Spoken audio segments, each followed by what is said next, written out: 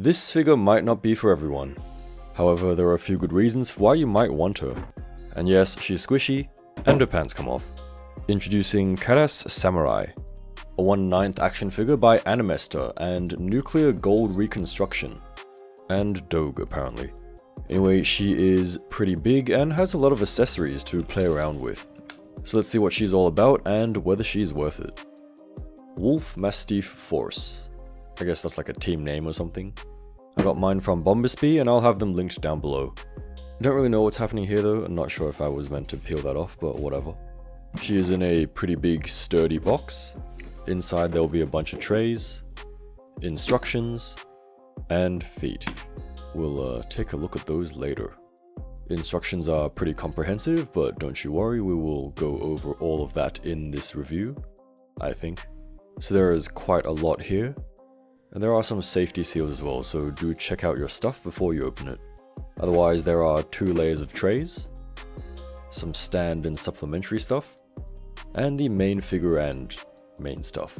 Here she is, looking very nice and feeling quite substantial. The colors of red and black are nicely balanced around the design, and there are some little cheeky peeks at the skin as well. She does have an asymmetric design and the arms are a little bit different. The one on the left is a mecha arm and we can do some stuff with it later on. Face and hair looking very good, there is some shading there as well. She's got very nice body details and straps and stuff like that going on. Going down to her soft goods, they look pretty cool as well. A little gap to air out the stinkies. But then there is one problem. What in the world are these disgusting looking things? We got like heeled mecha toesies. And they are painted as well. Listen, I'm no expert, but this is weird. But hey, we don't judge around here. Thankfully there are fixes for these and we will take a look at them later. But otherwise, overall, absolutely my aesthetic. What do you reckon, she looks good or not? So one thing I would like to point out is her belt sash thing. It does look good and there's a lot going on. There's some soft bits, there's some moving bits. The leg holes do have a wire so you can shape that as well. In general they do look good, however some parts I feel as though they could have added a bit more movement. For example with Figma Scarlet, all the long bits are movable as well. Additionally, they could have made it easier to take off. There is definitely room for like a buckle or a clasp or something. However, to take it off, you essentially have to take her apart. We're going to do it in reverse because I didn't want to take her apart too many times. Get a good grip, being mindful of her back hair, and give it a good yank. Then you can put on or take the pants off. And here she is in a more minimal look. I'm going to be honest, for no reason other than for pure simplicity, I prefer this look.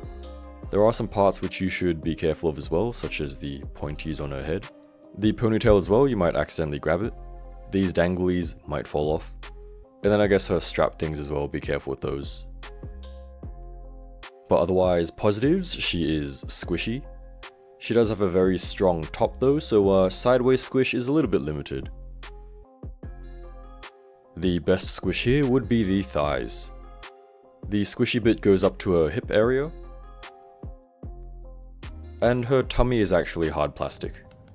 Also, am I tripping or is there kind of a detail there? Yes, I have tried to peek. No, it's purely for the review and I can't get it to move. Okay, so while we have her clothes off, let's check the articulation. Head turns a little bit limited unfortunately. I'm not sure if her ponytail moves or if mine's just stuck. She can tilt a bit. And she can nod a bit. Arms raise up to the sides. I think how far they go depends on how you have the arm rotated. However, the left one seems to move a little bit better. Unfortunately, there is no butterfly joint and the arms reach forwards like so. Backwards reach, bicep rotation, double elbows, and wrist movement. Squishy chest.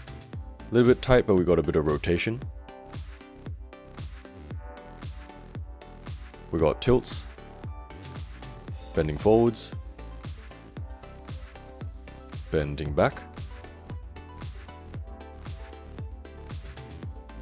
I think if you pull the torso up a little bit she can bend a bit more, but it's not too much.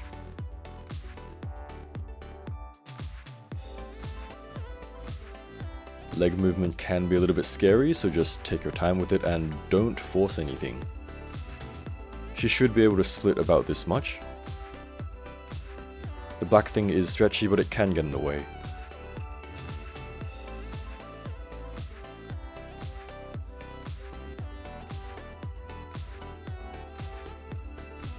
You can push the legs together like this as well.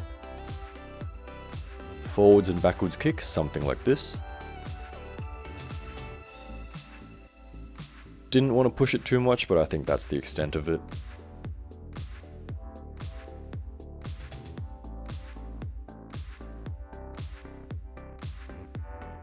There is a thigh rotation, of course.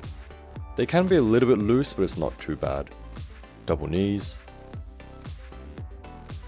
And these disgusting things move like so.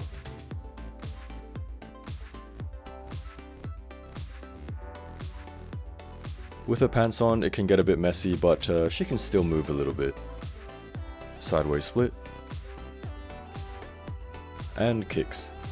Even with the limited articulation, I think her design carries well enough. I mean, her kick is not actually that bad. Alright, it's time for foot stuff because we gotta get this out of here. Now again, I'm not a foot guy, but I'm very glad she has these. And they're squishy too.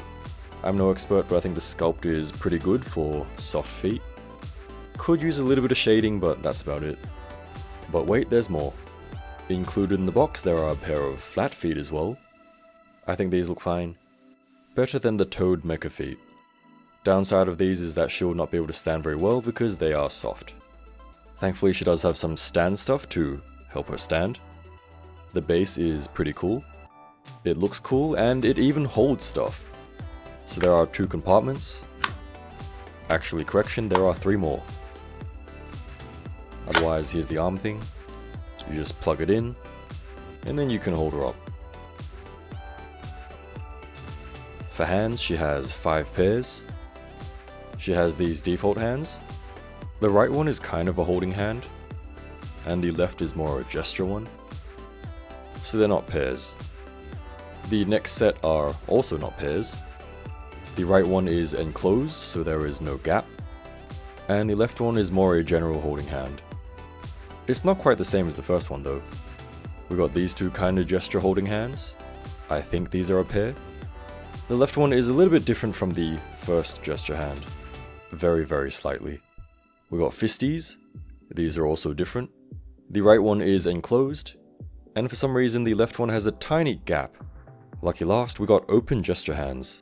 So we have a good set of hands, but not the best variety. For faces, she's got 4 total. Gives a nice variety, and the eyes move as well, of course. Just be careful, it might be stiff the first time you move them. But it's pretty cool.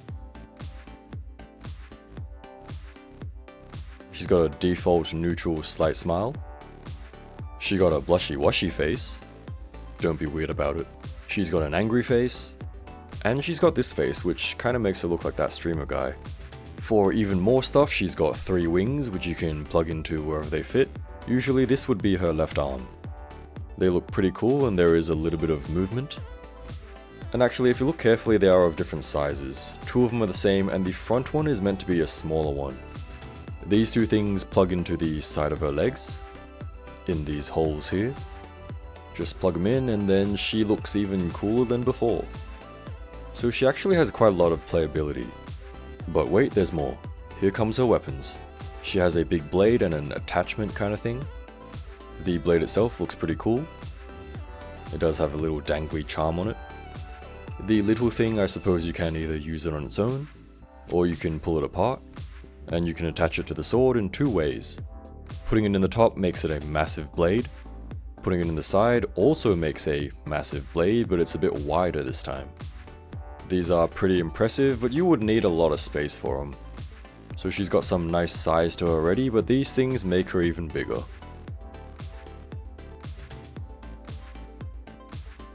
Also, there is this arm thing which you can plug into her back.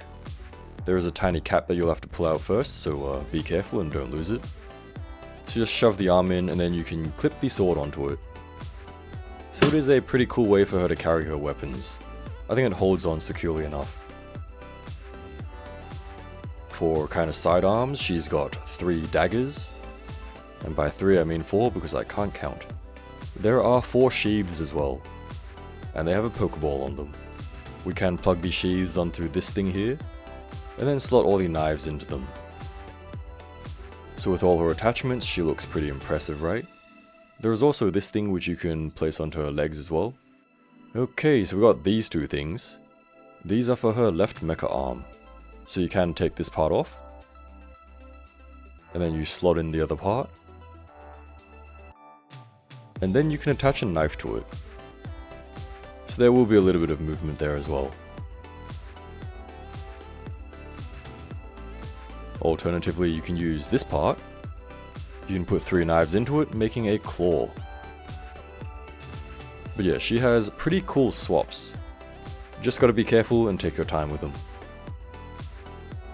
With the Mechatozi's feet, she is about 7.5 inches or 19 centimeters tall. With the bare feeties, deduct a centimeter. Overall, she is a pretty cool figure, and I'll try to have her linked down below. Even though she is a 1/9 figure, I think she still fits in with the others quite well. Of course, depending on what you put her with, she might not even look that big. Anyway, thanks for watching, and I'll see you again next time.